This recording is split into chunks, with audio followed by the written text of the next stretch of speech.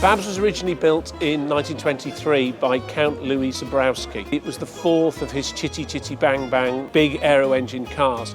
He sort of run out of names by the time he got to Chitty 3, and so he called Babs the Hyam Special while it was in his ownership. But unfortunately he was killed in a racing accident, and the car was sold as part of his estate sale. It was bought by Parry Thomas late 24, early 1925 as a cheap way of going and doing some record breaking. He paid £125 for the car. So Thomas took the car to Pendine in 1925 to do some first record attempts. They ran it up and down the beach with no great success. He did some work to it over the winter of 25-26 and returned to Pendine in the spring of 1926 and set a new land speed record, first at 169 miles an hour, and then the following day he broke that record at 171 miles an hour.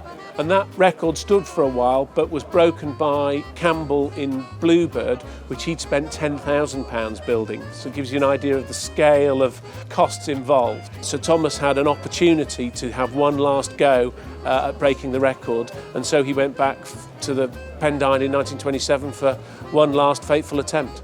The record is set by going up and back through a measured mile. Thomas went up through the measured mile, came back down, and a spectator walked through the timing beam. The run on the way up the beach was at over 180 miles an hour and had broken the record. They had to go again. So they turned round and essentially went for their third run up the beach, and slowing at the end, having done one assumes 180 plus miles an hour again, in the slowing down way beyond the measured mile, something went wrong and the car had a massive accident and Thomas was killed. There was a lot of conjecture at the time that Thomas had been killed by the chain coming off and hitting him, which it turns out was a myth. They elected to bury the car in the beach in the sand dunes at Pendine because they had no real way of transporting it home and it wasn't worth anything when they got it back. My father had been restoring a number of cars and somebody asked him, well, what are you going to do next? And a few pints in, he said, I've got this great idea. He started getting permissions and getting the idea together. Even if he found a few small components, then maybe they could go in a museum as some sort of memorial to Parry Thomas.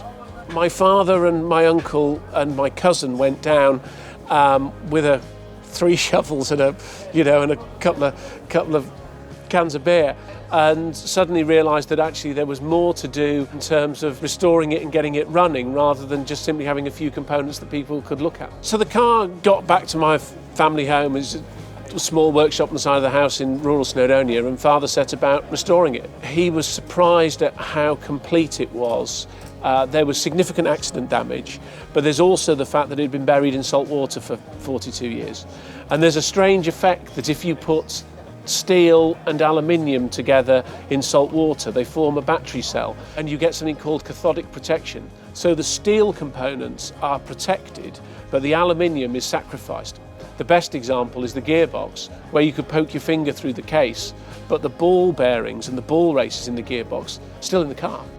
There was lots of help from lots of people. It was one of those stories that captured the imagination in the late 60s, early 70s.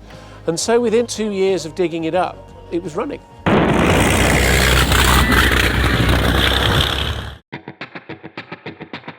So the engine's a Liberty V12 aero engine, 27 litre, 4 carburettors. It's got plenty of power, I think.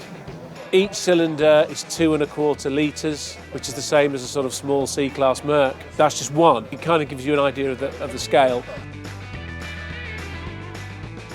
I can just remember one of my early memories is it going up the main A road outside the house on the back of a Land Rover trying to start it. It was a fantastic day out. And the local police turned up and said, what on earth are you doing? And they said, well, it's quite obvious what we're doing. He said, we can't do that with all this traffic. I better stop the traffic. And so they shut the A5, the London Holyhead Road, while the car went up and down some bleak Welsh valley scaring the sheep. It's got very little in the way of brakes. But if you're record braking or you're going around Brooklands, you don't really need brakes. However, we're here at Goodwood and going up the Festival Speed Hill, you do need brakes.